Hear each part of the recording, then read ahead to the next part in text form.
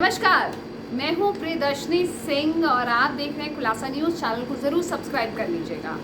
आज मैं आपको कहानी बताने वाली हूं भरतपुर के एक डॉक्टर दंपति की। इस डॉक्टर दंपति को सरेआम बीच सड़क पर गोली मार के हत्या कर दी गई। दो लोग आए और उन्होंने धनाधन डॉक्टर जी पे और उनकी पत्नी पे गोलियों की बरसात कर दी। अब ऐसे तो कोई किसी पे गोलियों की बरसात नहीं करता है ना। क्या कारण है, क्यों हुआ? डॉक्टर सीमा गुप्ता पे और डॉक्टर सुदीप गुप्ता पे गोलियों से प्रहार। आइए मैं आपको पूरी की पूरी कहानी बताती हूँ। डॉक्टर सुदीप गुप्ता का अपना एक बड़ा दबदबा था भरतपुर डिस्ट्रिक्ट में। बड़े ही जाने माने डॉक्टर हैं और बड़ा ही रसूख रखते थे वहाँ पे। काफ़ी प्रॉपर्टीज़ भी बना रखी थी डॉक्टर साहब ने। अब डॉक्टर साहब की कहानी शुरुआत होती है 2016 से। डॉक्टर साहब दिल से तो वैसे तो डॉक्टर थे, लेकिन दिल से थोड़े दिल फेंक मिजाज के थे। छोटे मोटे फ्लिंग तो डॉक्टर साहब के होते रहते थे, लेकिन ये मामला कुछ ज़रा सीरियस था। एक मरीज़ उनके पास आई जिसका नाम था दीपा, जो खुद भी डिवोर्सी थी, जो अपने पति से अलग हो चुकी थी और अपने माता पिता के साथ रह रही थी। डॉक्टर साहब के पास अपना इलाज करवाने के लिए आई और डॉक्टर साहब खुद ही अपना दिल दे बैठे दीपा को। अब बातचीत जब शुरू हुई तो बातचीत पहले फॉर्मेलिटी में शुरू हुई, फिर एक दूसरे से मैसेजेस पे बात होना शुरू हुई और फिर कैसे पता ही नहीं चला डॉक्टर साहब को और दोनों के बीच में एकदम घनिष्ठ अफेयर शुरू हो गया। अच्छा, प्यार मोक्ष तो छुपाई छुपता नहीं है ना, आप भी जानते हैं और आप भी समझते हैं। जिन्होंने भी इश्क किया होगा वो इस बात को बहुत अच्छी तरीके से समझते होंगे कि प्यार छुपता नहीं है। तो इसी तरीके से डॉक्टर साहब के डॉक्टर सुदीप गुप्ता के इश्क के चर्चे पूरे भरतपुर में होने लगे। अब जब होने लगे तो सीमा गुप्ता, जो कि उनकी पत्नी थी, जो कि खुद पेशे से डॉक्टर थी और काफ़ी जानी मानी गायनोलॉजिस्ट थी, उन तक भी बात पहुंची। दोनों पति पत्नी में खिटपिट शुरू हो गई। इसी बीच ये भी पता लगा कि डॉक्टर साहब ने बहुत पैसा लुटाया है दीपा के ऊपर और ये भी पता लगा कि डॉक्टर साहब ने एक विला खरीदा है जयपुर में, वो भी दीपा के नाम पे उन्होंने कर दिया। बस होना क्या था, पति पत्नी के बीच में घनिष्ठ लड़ाई शुरू हो गई, रोज़ तू मैं शुरू हो गई। लेकिन उसके बाद यहाँ पे ही मामला नहीं ख़त्म हुआ। उसके बाद डॉक्टर साहब ने अपना खुद का पैसा लगा के दीपा के लिए बिजनेस भी खोला, एक ब्यूटी पार्लर खोला, वो भी अपने ही फ्लैट में, अपने ही बंगलों के नीचे वाले उसमें। डॉक्टर साहब ने बोला, अरे इसका पति ने इसको छोड़ दिया है, मैं मदद करना चाहता हूँ इसकी। लेकिन औरतों की मुझे लगता है सिक्स सेंस बहुत स्ट्रांग होती है।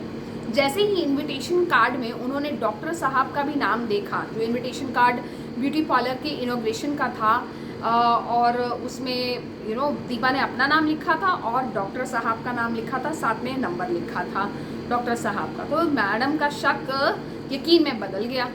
अब हुआ ये कि दीपा ऑलमोस्ट वहाँ पे रहने भी लग गई, उसी कोठी के अंदर ही अपने 6 साल के बेटे के साथ। अब ये बात गुजरी ना ही सिर्फ डॉक्टर साहब की पत्नी को, साथ में डॉक्टर साहब की माँ को भी ये बात बिल्कुल भी अच्छी नहीं लगी। अब बात शुरू होती है करंट सिनेरियो पे। तो अब समय था मार्च का समय था, 2019 की बात है।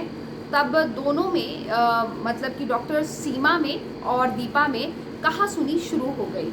उस कहासुनी में भाग लेने के लिए डॉक्टर साहब की माँ भी आ गई और बात इतनी ज़्यादा बढ़ गई कि उनकी पत्नी ने और माँ ने मिलके, जो दीपा जहाँ पे अपना पार्लर चलाती थी, वहाँ पे दीपा को लॉक करके उसके 6 साल के बच्चे के साथ उस पूरे के पूरे पार्लर को आग लगा दी। उस आग में दीपा बहुत बुरी तरीके से झुलस गई, मर गई, बच्चा भी मर गया।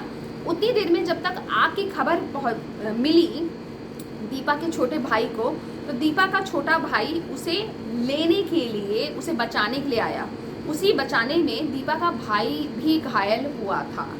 अब जब केस की परतें खुली तो पता साफ लग गया कि डॉक्टर साहब का और दीपा का अफेयर था और ये भी पता लग गया कि सीमा, डॉक्टर सीमा और उनकी माँ इन्वॉल्व थी इस पूरे मर्डर केस में। इसलिए जब चार्जशीट बनाई गई तो डॉक्टर साहब, डॉक्टर सीमा गुप्ता, सुदीप गुप्ता, डॉक्टर सुदीप गुप्ता और उनकी माँ, तीनों को अरेस्ट कर लिया गया। जब तीनों को अरेस्ट कर लिया गया तो उसके बाद कोर्ट में जब कार्रवाई हुई तो निचली अदालत में कमज़ोर केस होने की वजह से और कोई खासा सबूत ना होने की वजह से खासकर डॉक्टर सुदीप गुप्ता के खिलाफ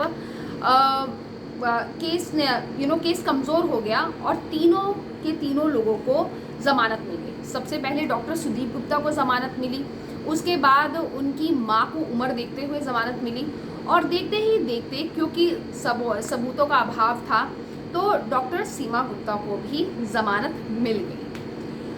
अब ज़मानत तो मिल गई और वो अपनी नॉर्मल लाइफ में आ गए, लेकिन बदले की आग अभी भी शांत नहीं हुई थी। और जो दीपा का जो भाई था उसके अंदर अपने भांजे और अपनी बहन की मृत्यु का दर्द था, कहीं ना कहीं ठीस की तरह था और पैसे का भी कहीं कुछ घपला था जो कि अभी पता लग रहा है फाइनेंशियल एस्पेक्ट भी था दोनों के बीच में।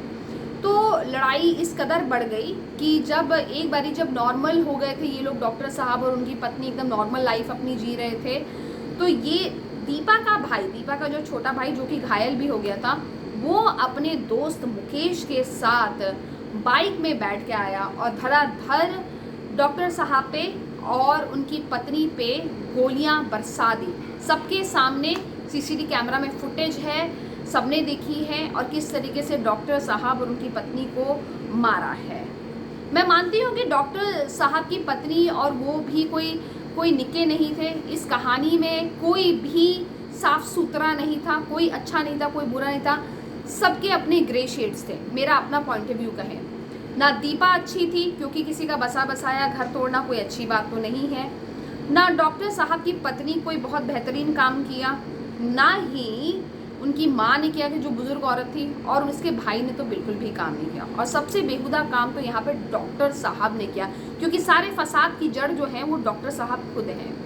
तो ये थी पूरी की पूरी कहानी, क्यों डॉक्टर दंपति को सरेआम भरतपुर में गोली मार दी गई। कैसी लगी आपको ये वीडियो? अगर अच्छी लगी है तो लाइक कर दीजिएगा, हमारा चैनल ज़रूर सब्सक्राइब कर दीजिएगा और इस किस्म की बेहतरीन कहानियाँ मैं आपको बताती रहूँगी हमेशा।